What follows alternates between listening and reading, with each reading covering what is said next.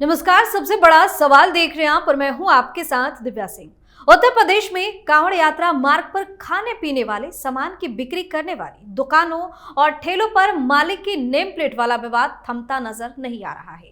पहले विपक्ष ने इसका जमकर विरोध किया, फिर सुप्रीम कोर्ट ने अंतरिम रोक लगा दी, लेकिन नेम प्लेट मामले को लेकर उत्तर प्रदेश सरकार अपने स्टैंड पर अड़ी हुई है। अब एक बार फिर से यूपी सरकार के मंत्री दयाशंकर मिश्र दयालु ने इस फैसले पर बयान दिया है। उनका कहना है कि सरकार अपने स्टैंड पर कायम है, लेकिन सुप्रीम कोर्ट के आदेश पर वह कोई टिप्पणी नहीं करेंगे। वहीं उन्होंने हलाल प्रमाणित उत्पादों की बिक्री करने वालों के खिलाफ कार्रवाई की बात कही है। उन्होंने साफ कहा है कि जल्द इन लोगों के खिलाफ सघन अभियान चलाकर छापेमारी की जाएगी और बिक्री करते पाए गए लोगों के खिलाफ सख्त कार्रवाई की जाएगी।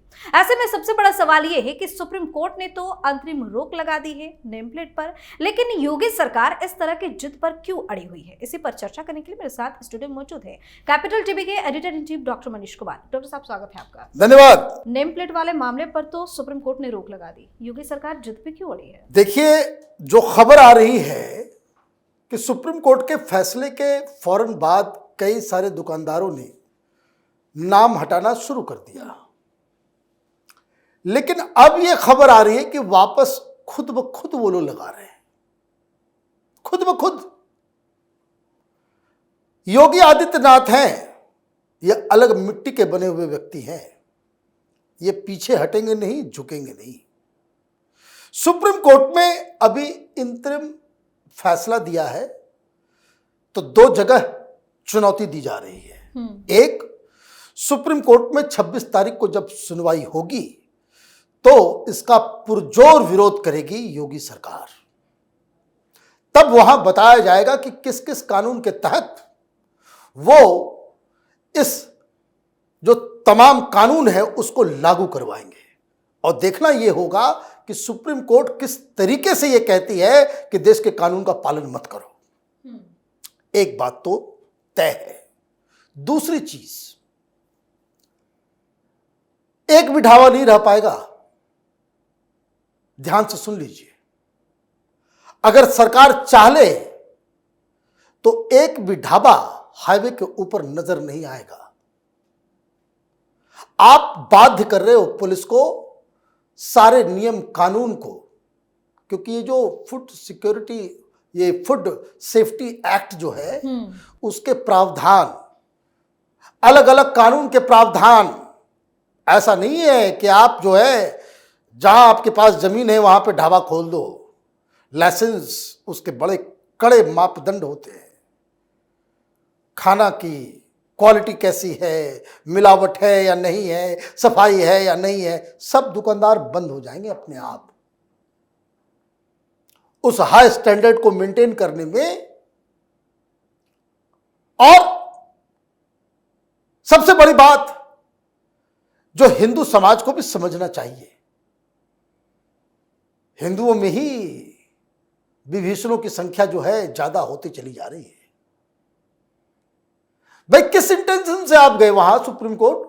क्या आप चाहते हो कि जो कांवरिया वो व्रत पे, एक अनुष्ठान पे निकले हुए हैं, उसको भंग कर दिया जाए?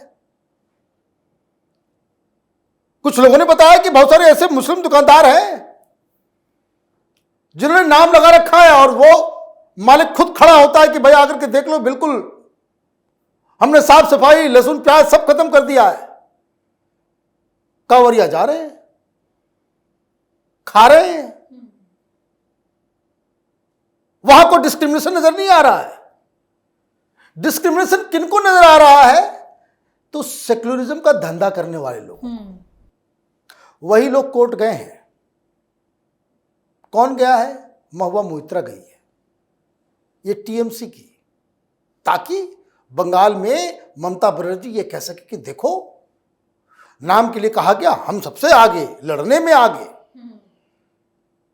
महुआ मोइत्रा वही हैं जिन्होंने काली मां को कहा था कि ये शराब पीने वाली और मीट खाने वाली देवी है। हम किसी चीज का भी मीट खाएं, किसी भी चीज का मीट खाएं, उसे दुनिया को क्या लेना देना है? ये कोर्ट गई है। एक और धंधेबाज है, आकार पटेल, उसका एमनेस्टी का धंधा बंद हो गया तो ये सब धंधे में लगा हुआ है। वकील सब कौन कौन है? सिंघवी है। तो इन लोगों के कौन कौन लोग? और सबसे पहला जो विरोध शुरू हुआ वो किसके द्वारा हुआ? तो एपीसीआर है ना, ये जमाते इस्लामी और कट्टरपंथी मुस्लिम ऑर्गेनाइजेशन का एक विंग है। कौन लोग हैं इसमें? वही शाहीन बाग वाले, वही जो लोगों ने दिल्ली में दंगा भड़काया, वही नदीम खान, वही जेएनयू वाला वो लड़का जिसको अपूर्वानंद, हाँ अपूर्वानंद भी गया, ये टुकड़े टुकड़े गैंग वाला, कि जो उमर खालिद है वो मेरा बेटा है, नाम अपूर्वानंद है, उमर खालिद मेरा बेटा है। इंडियन एक्सप्रेस में उन्होंने मैंने बकायदा आर्टिकल लिख दिया, इंडियन एक्सप्रेस वालों ने छाप भी दिया। आरोप क्या है उसके ऊपर? दंगा भड़काने का। बेल नहीं मिली अभी तक, सालों साल से जेल के अंदर है। 53 लोगों की मौत हुई शाहीन बाग के चक्कर में, और ये सब शाहीन बाग गैंग के द्वारा ये आप प्रोटेस्ट वहां पे कर रहे हो। कौन लोग इन लोगों के पीछे हैं?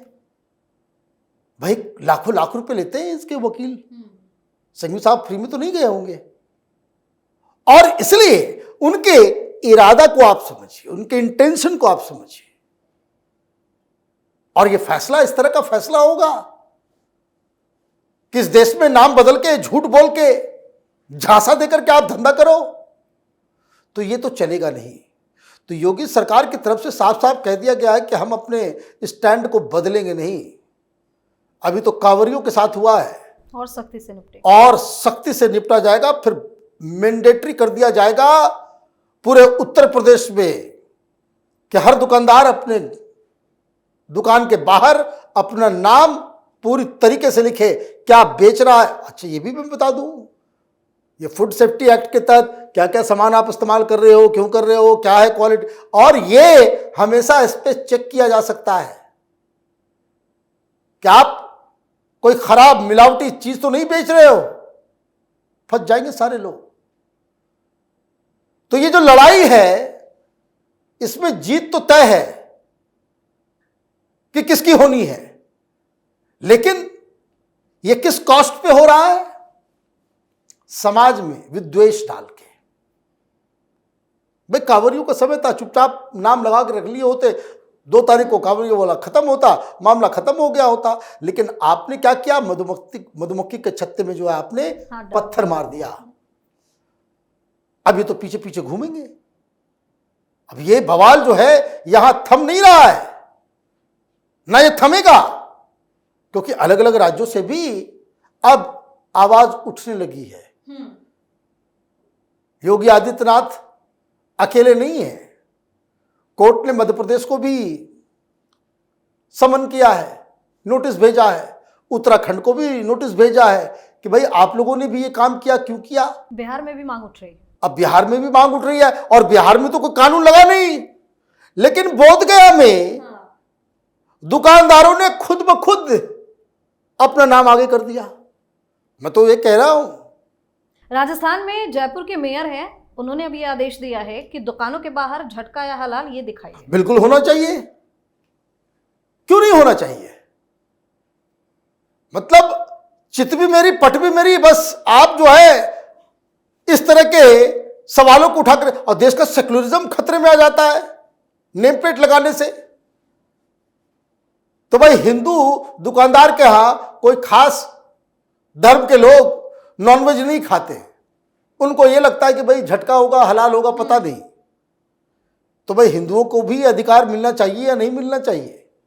जज साहब कह रहे थे जब सुनवाई हुई थी कि केरल में जब मैं था तो एक हिंदू का दुकान था, एक मुस्लिम का दुकान था, दोनों शुद्ध शाकाहारी बेचता था, लेकिन मैं मुस्लिम के यहाँ जाता था। तो भाई ठीक है, ये आपका चॉइस है, आप अपने चॉइस का एक्सरसाइज कर रहे हो, उसमें सेक्युलरिज्म खतरे में नहीं है। लेकिन कोई दूसरा शख्स वही चॉइस अप्लाई करते हुए हिंदू के यहां चला जाएगा तो सेक्युलरिज्म खतरे में आ जाएगा। ये क्या दलील है?